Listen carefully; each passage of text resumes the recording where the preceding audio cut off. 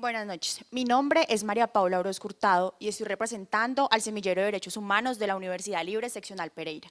La presente disertación tiene como objeto demostrar que a través del establecimiento de los estándares internacionales por la Corte Interamericana de Derechos Humanos es importantísimo entender de manera integral las medidas judiciales y no judiciales que cada país interpone en el momento en el que se está pasando por un modelo de justicia transicional.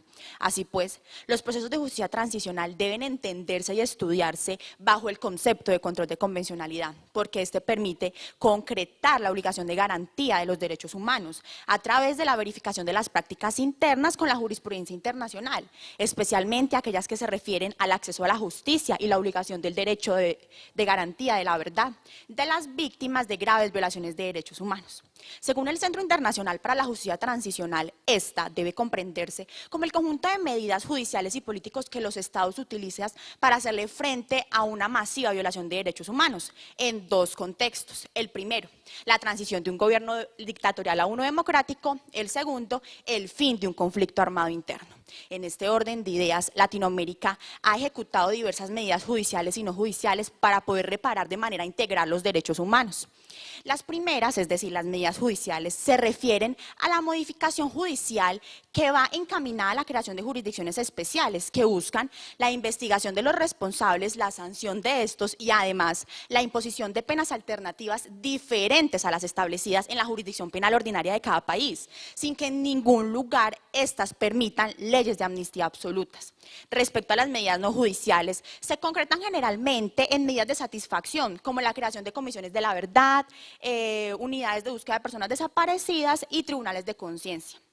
De esta forma, el mayor reto para América Latina es lograr la articulación del modelo del marco judicial y el marco no judicial, tal y como lo ha dicho la Corte Interamericana en su reiterada jurisprudencia, así como identificar los estándares internacionales que, lejos de ser una fórmula única para hacerle frente al proceso de justicia transicional, deben ser entendidos como requerimientos básicos que, por vía de control de convencionalidad y tras la ratificación de la Convención Americana sobre Derechos Humanos, se vuelven un referente ineludible para todos los países. Dicha identificación de estos estándares supone un recorrido por cada sentencia de la Corte Interamericana en donde ha esbozado casos en esta materia.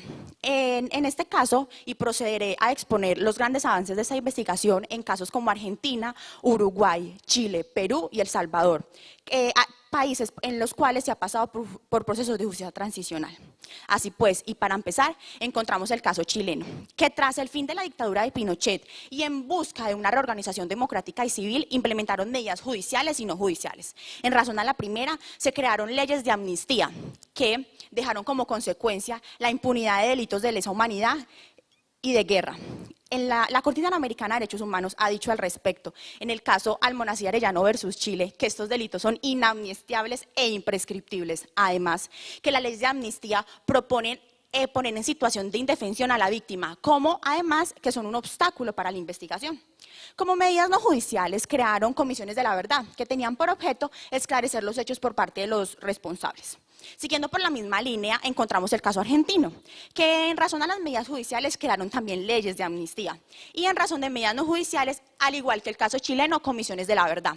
Al respecto, la Comisión Interamericana de Derechos Humanos ha proferido informes en el caso Lapacó y BIRT y afirmó que definitivamente Argentina violó el articulado de la Convención Americana sobre Derechos Humanos. Sin embargo, el Estado se comprometió a garantizar los derechos humanos, así como a indemnizar a las víctimas.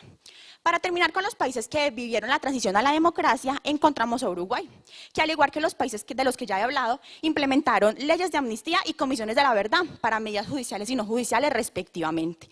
Al respecto, la Corte se pronunció en casos como Hellman versus Uruguay y Goiburu versus Paraguay y dijo que en ningún caso las complicaciones nacionales pueden generar excusas para ir en contra del derecho internacional.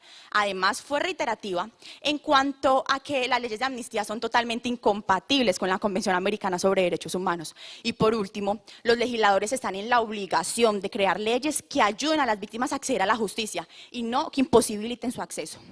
Por otro lado, para continuar con los países que vivieron un conflicto armado interno, encontramos El Salvador, que crearon leyes de amnistía y comisiones de la verdad para medidas judiciales y no judiciales respectivamente. respectivamente. Al respecto, la Corte ha dicho, en casos como la masacre del Mozote y lugares aledaños versus El Salvador, el Mana Serrano versus El Salvador y García Pietro versus El Salvador, que El Salvador debe reabrir, abrir o dirigir las investigaciones en el punto en el que estuvieran para ayudar a las víctimas a reparar su derecho de forma integral. Además, dijo que las leyes de amnistía son un obstáculo para las investigaciones, no es nada nuevo. Y por último, sentó bases acerca del plazo razonable de estas. Por último, en el caso peruano, se crearon las mismas medidas judiciales y no judiciales. Sin embargo, es importante recargar acá, en el caso de la Cantuta versus Perú, que la Corte dijo lo siguiente: los jueces en el ámbito interno están obligados a aplicar el derecho interno de cada país. Sin embargo, cuando este vaya en contravía del derecho internacional, están obligados a aplicar el derecho internacional, lo que conocemos como el control de convencionalidad. También, y sin que tenga menos importancia, en el caso Barrios Altos versus Perú, reiteró que las leyes de amnistía son un obstáculo para la investigación. Así pues, y después de exponer todo esto, es evidente que el control de convencionalidad tiene cada vez más incidencia en cuanto a las medidas de justicia transicional que cada país implementa. Teniendo en cuenta lo anterior, el semillero llegó a 3 conclusiones. La primera de estas es que la creación de instituciones judiciales y no judiciales son usualmente consecuencia de sentencias de la Corte Interamericana de Derechos Humanos en pro del desarrollo del estándar de rechazo a la impunidad. Constancia de esto está la creación de la Ley 18.831 en Uruguay, que le ponía caducidad a la protección punitiva de los estados, pues una de esas leyes indicaba que los jueces internos tenían la capacidad de juzgar a los responsables. Sin embargo, debían enviar un documento al Poder Ejecutivo para ver si tenían competencia. ¿Hay justicia? No la hay.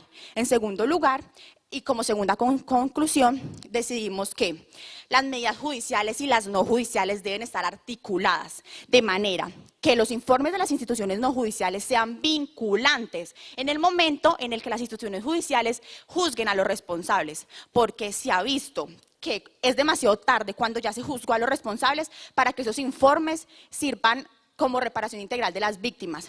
Como ejemplo de esto está el caso chileno, en donde la Comisión para la Paz recibió más de 3.500 denuncias, pero 644 de estas quedaron por fuera de su competencia. Y por último, para poder llegar hasta esta tercera conclusión, decidimos estudiar los acuerdos recientemente firmados por Colombia, en donde se crearon medidas judiciales y no judiciales de manera combinada, con la creación de la Jurisdicción Especial para la Paz, que tiene 5 salas: la Sala de Reconocimiento de la Verdad, la Sala de Amnistía e Indulto, la Sala de Verificación de Situaciones Jurídicas, el Tribunal para la Paz como última instancia y la Sala de la Verdad. Así pues, impusieron también 3 tipos de penas: las propias, las ordinarias y las alternativas. Estas oscilan las unas de la otra, las 2 primeras entre 5 y 8 años y las últimas entre 15 y 20. Y difieren en el momento en el que el responsable decida confesar la verdad de los hechos. También hicimos una breve comparación con la Ley de Justicia y Paz, que tan solo implementó una medida judicial, y fue la creación de una unidad especial en la Fiscalía para la investigación de los hechos ocurridos, y creó tan solo una pena ordinaria, que oscilaba entre 5 y 8 años, teniendo en cuenta que podía ser suspendida por una figura llamada libertad de prueba. Además, el presidente podía pedir la suspensión de esta cuando el desmovilizado hubiese firmado acuerdos humanitarios.